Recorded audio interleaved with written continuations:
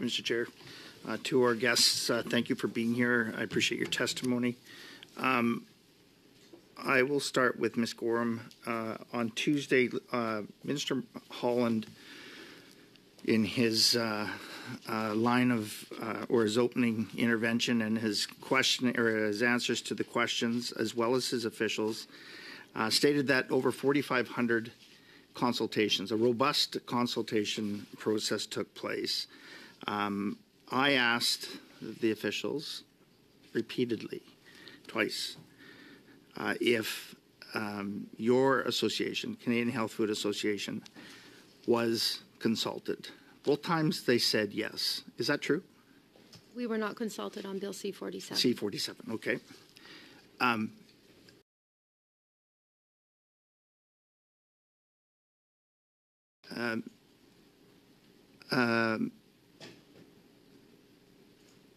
To the Canadian Federation of Independent Business, were you consulted on C-47? If my memory is correct, we appear at the Senate committee on that bill. Mr. Maddox, were you consulted on C-47? No. Mr. Harrington, were you consulted? Was your association consulted on C-47? My recollection, it was involvement in the process when the bill was proposed, but I don't recall any Health Canada consultations. Mind you, that's a couple of years ago. Is it your testimony today that that Canada already has a robust system in terms of stop sale for issues such as what the minister said? And I would have to say this. I would like to characterize his testimony as sensationalizing issues that can be found in many different areas. Repeatedly talked about rat feces and urine and foreign objects. As we sit today, is there policy in place, legislation in place, that can enforce a stop sale on a product if that is found? Ms. Gorham. Yes, Canada and the minister have stop sale powers on NHPs. Okay. So I guess the question that I would ask then to all of our witnesses is if C-47 is so damaging, Vanessa's law is so damaging to our Canadian health food industry, why do you feel that there was so little genuine consultation and that Health Canada then proceeded without allowing the industry with meaningful input? Why? Me? Yes, sure. Sure, I'll take this one. Thank you. Thank you, Chair, for the question. I should be going through the Chair. I don't know. I think we struggled.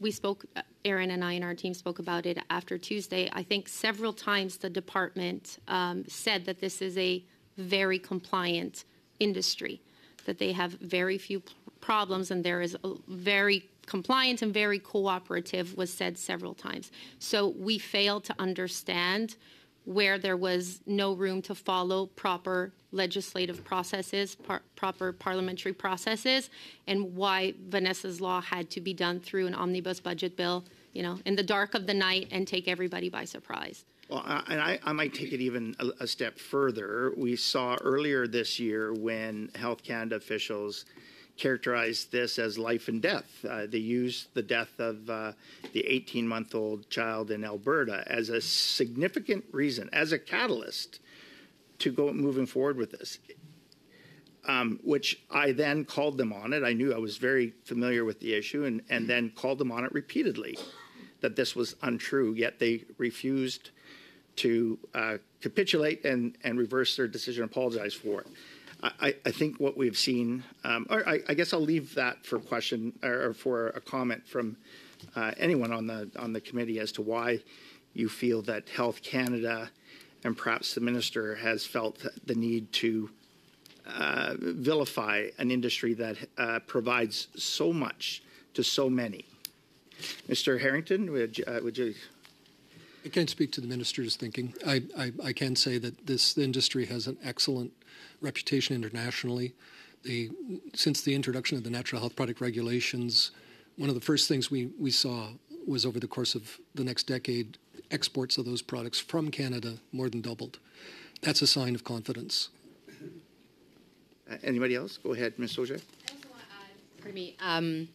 So from our members' perspective, even when these clause and provisions were included in the bills, there was very little information and detail as to what that entailed. And so our members that are impacted by these changes were totally caught off guard because they didn't really know the repercussion.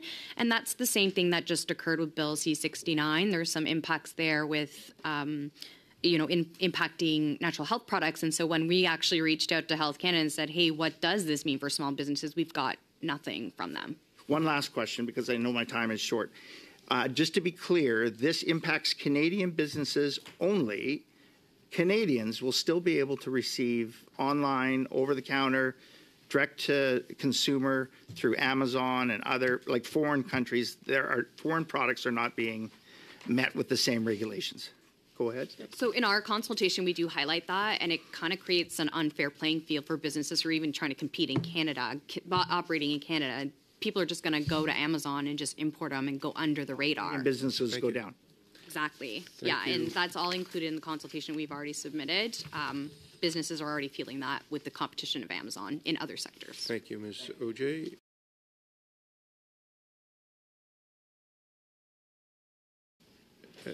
Next, Mr. Nakthi, please, for 6 minutes. Thank you very much, Chair. And it's interesting that Mr. Doherty started on the question of consultation, and upon his request in the last meeting, Health Canada has submitted to this committee an extensive document that demonstrates meetings and conversations and consultations that have taken place on natural health products alone, going as far back as 2016. So let me ask some of our friends, maybe I'll start with Ms. Gorham, with you.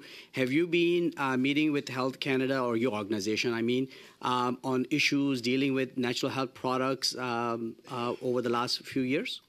It is within Health Canada's mandate to consult with stakeholders. So you've consulted over the last few years? Regular consultations do happen. Consultation on Bill C-47 did not happen. Okay. Mr. Harrington? Consultations with Health Canada are a weekly occurrence with our organization. So consultations do happen, and you've been meeting with them over the period of time. And in those consultations, there has been conversations around possible application of Vanessa's law. Ms. Gorham? Yeah. If I just go back to Tuesday and quote the minister, he said, since 2014, there's been 4,500 consultations. That would equal almost 1.5 consultations a day. There has not been 1.5 consultations a day.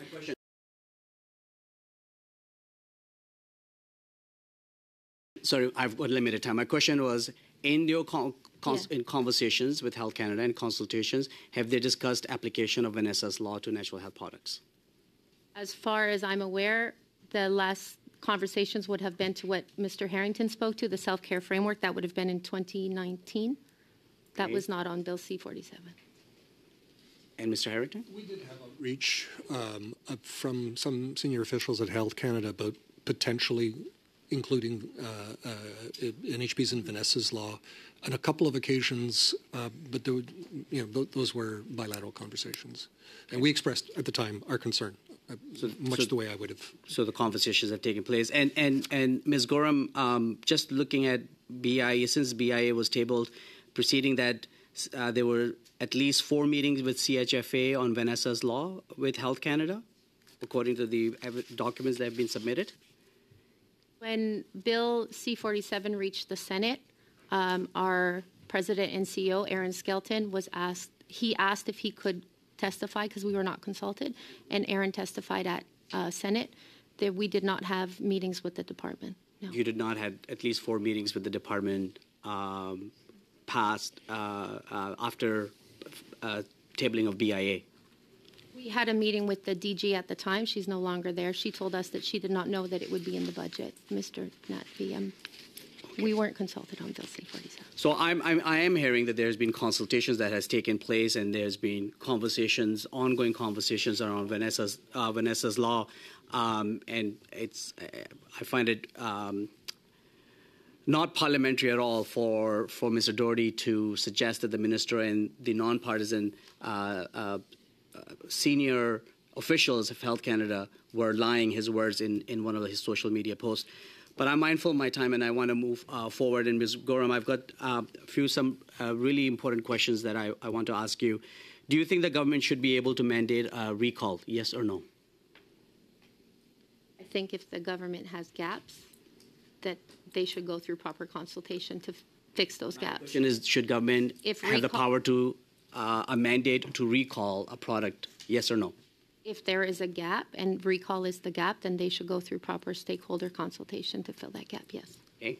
Do you think the government should be able to use an injunction to stop the actions of a non-compliant company if there is an immediate risk to human health, yes or no?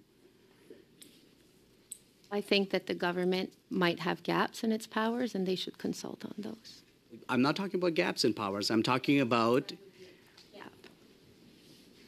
And so you don't think the government should have the power to recall a product? That's not what I said. So you do think there should be a power, okay.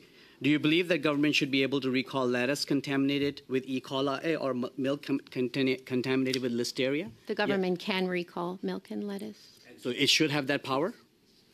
Yeah. Okay. Do you believe that the government should be able to recall a health product that's contaminated with E. coli? Yes or no? I'm asking the witness the question. Thank you for your intervention. Mr. Yeah. Point of orders. Chair, I'm finding the intervention by my colleagues from the Conservative Party and trying to feed answers to the witnesses a disservice to this committee. Yeah, I agree. Mr. Naqvi has the floor. He remained perfectly silent when Mr. Doherty posed his questions. I would ask that you extend the same courtesy to him. Go ahead. Thank you, sir. Mr. Chair, yes, may I Mr. answer Skelton. On behalf of CHFA, I thank you for the question.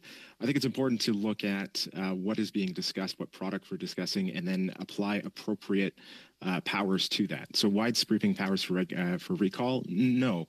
But depending on the risk profile and the risk history of those products, then depending on the situation, then yes, a recall might be appropriate. I would remind this committee that when it was discussed at this committee back in 2014, it was deemed unnecessary.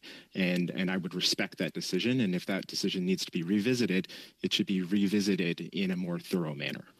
But Mr. Skelton, you would agree with me that if we have government has powers to recall a head of lettuce or another vegetable consumable product because it has E. coli or some other bacteria because it may jeopardize human risk, that same power should at least extend to something like a natural health product.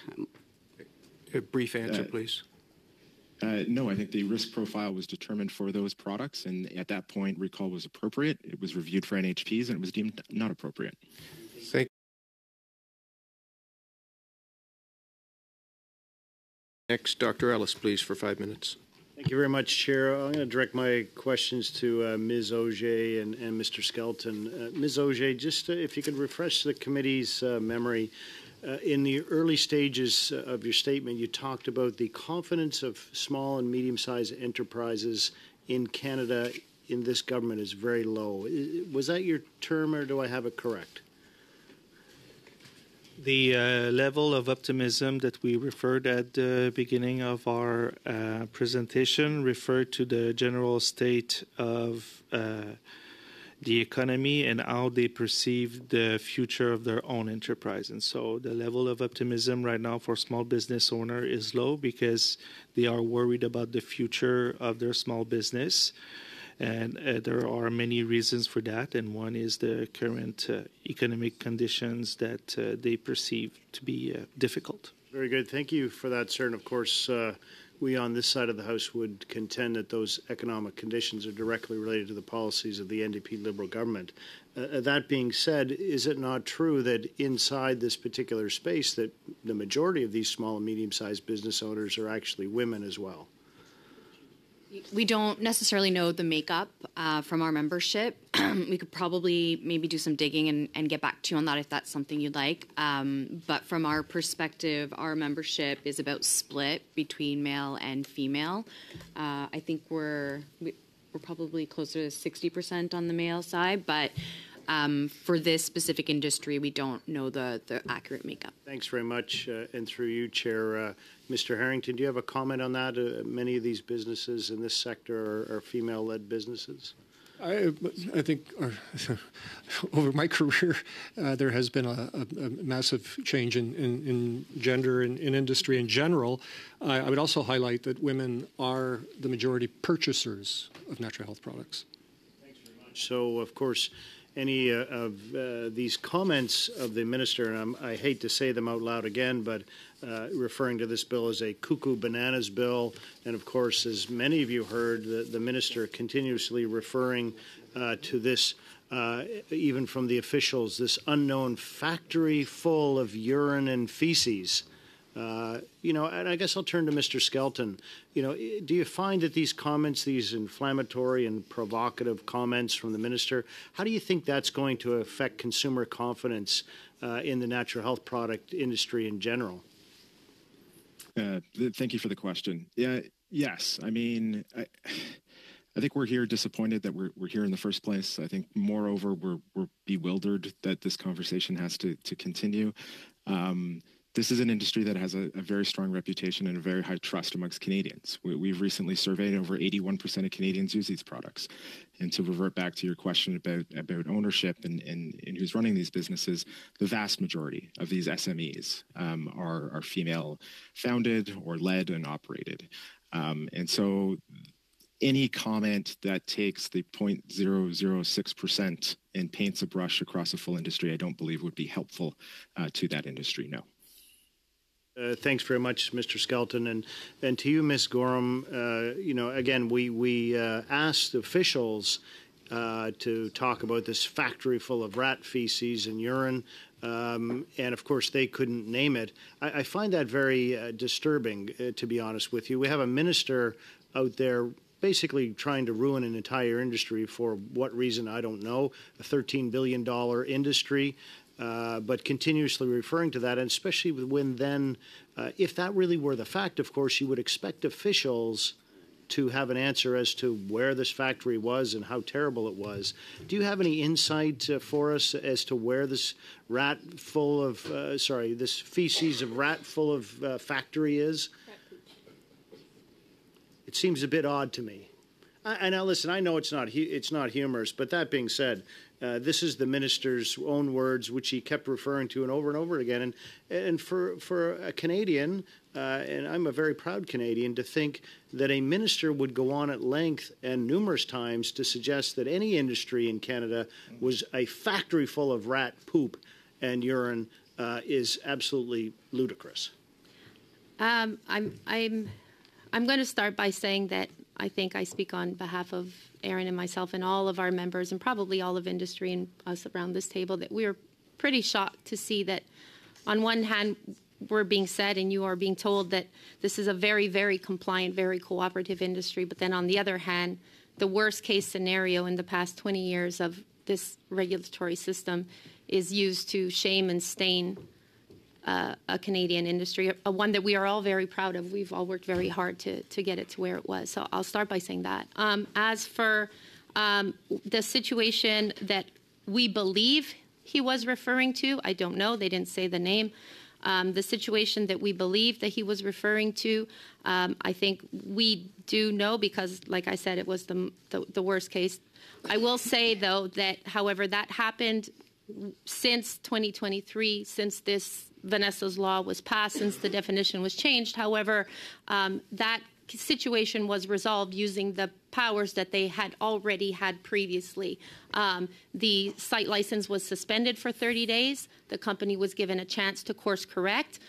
They submitted their course correction to Health Canada. Health Canada didn't accept it, and their license was canceled, and that worked. So I just find it a bit surprising that what is used to justify the need for this omnibus bill's